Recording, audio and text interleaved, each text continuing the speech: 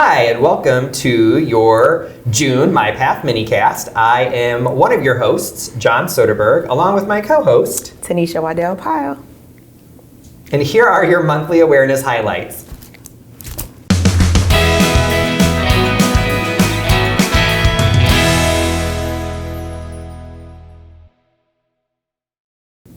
All right, great. So as you can see, there are several monthly awareness highlights to utilize this month to help guide you on the things that you're doing in the spaces that you are in.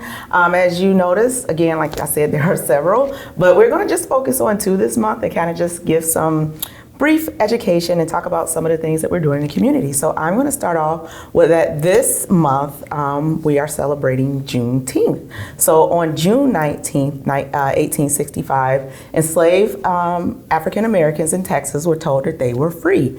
A century and a half later, people across the U.S. continue to celebrate this day, which is now a federal holiday. President Biden signed legislations in 2021 to make Juneteenth, what actually falls on June 19th, a federal holiday.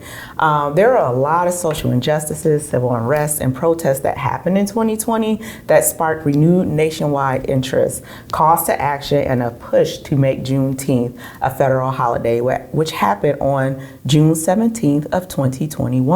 When President Biden signed the bill into law, making Juneteenth the 11th holiday recognized by the federal government.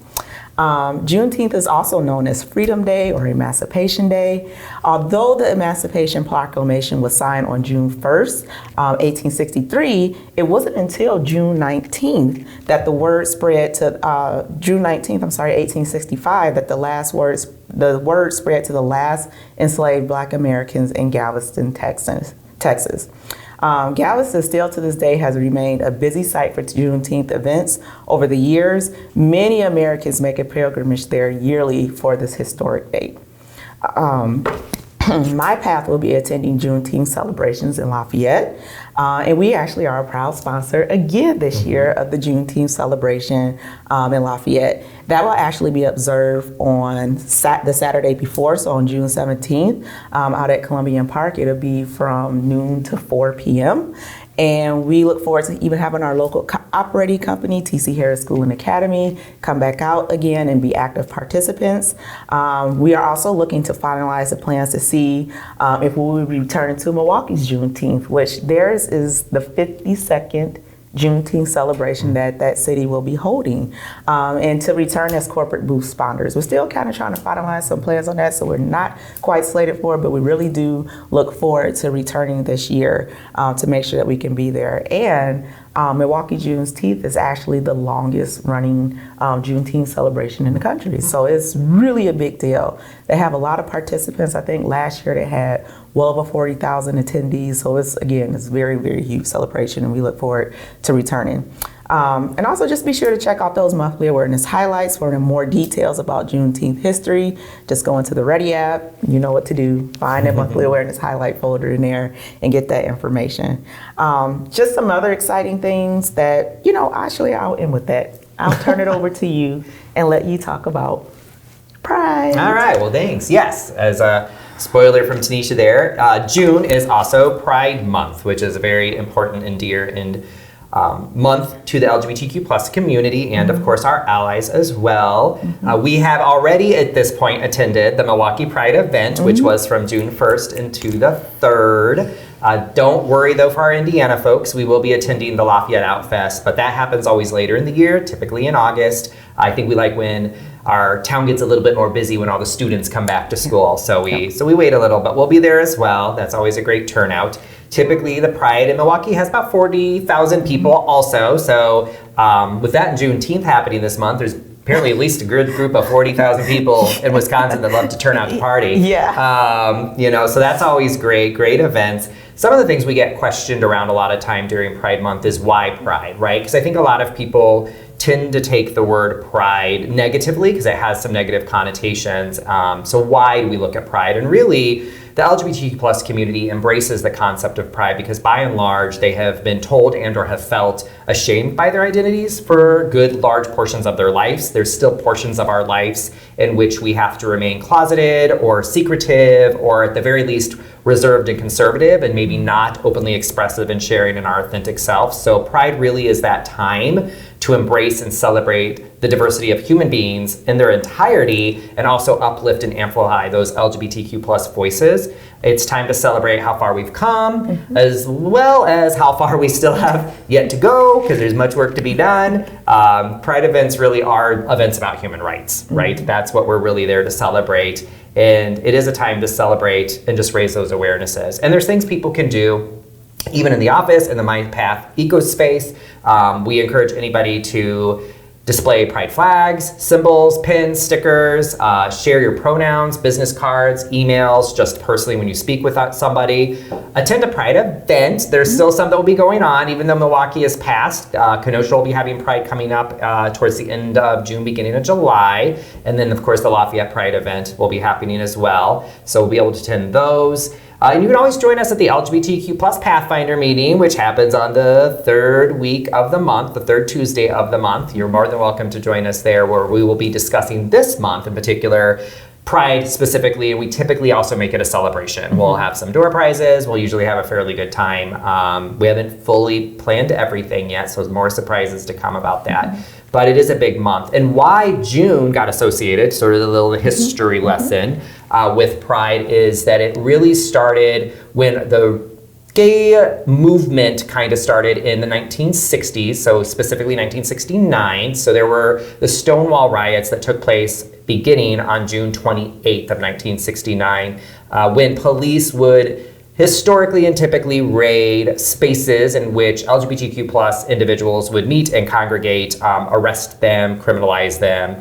And we'd had enough in New York and stood up for ourselves and launched what became known as our LGBTQ plus movement that we have today. So June holds that spot in our heart as well, because it was really launching our first truly standing up and kind of saying, we're kind of done. We're over it. We're here. And we're going to remain here, and you're just going to have to learn to accept it. So yeah, so that's where June kind of comes into play for Pride Month as well. And then we always have LGBTQ plus History Month, which happens later in the year in October. So I'm sure you'll hear about that in the October MiniCast as well. But those are the things around Pride. But I do think Tenecia has more she would like to share.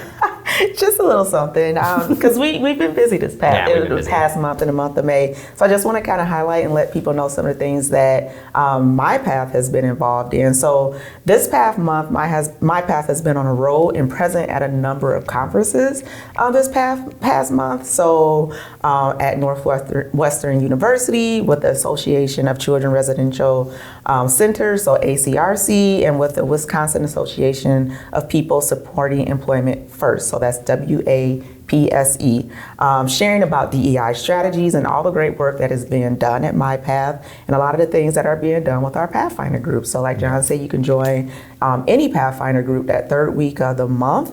And you can also go to the Ready app and find out when those meetings are happening. So MyPath is actually making some really awesome waves nationally and getting recognized as leaders in working towards creating equitable, diverse, inclusive, and belonging spaces. So I thought that was just a really cool thing to kind of put out there and let everybody know that, keep up the great work and that we are all continuing to work towards, again, creating an ecosystem that supports humanity. So, yeah. Yeah, it's been a very busy very busy month. Very busy month. But very rewarding, and Tenecia's not wrong, right? So for our owners out there listening to us, there's been a lot that we've been able to achieve, and being able to connect with other providers in our atmosphere, and realizing that we have made tremendous grounds in leaps and bounds. While I still totally acknowledge we have work to do, right? I think one of the things that Tenecia will tell you as well, it's a journey, not a destination, right? So we're sort of always on this journey. We're always evolving. We're always moving it forward. But we're doing a really great job, and we're really being seen for other people to reach out to and try to get insights on how they can get people there, how they can get their leadership involved, or even on board, right? So that's just been tremendous. And you're a part of that as well, right? Our Pathfinder groups are really only as good as you owners that attend them. So you have that voice.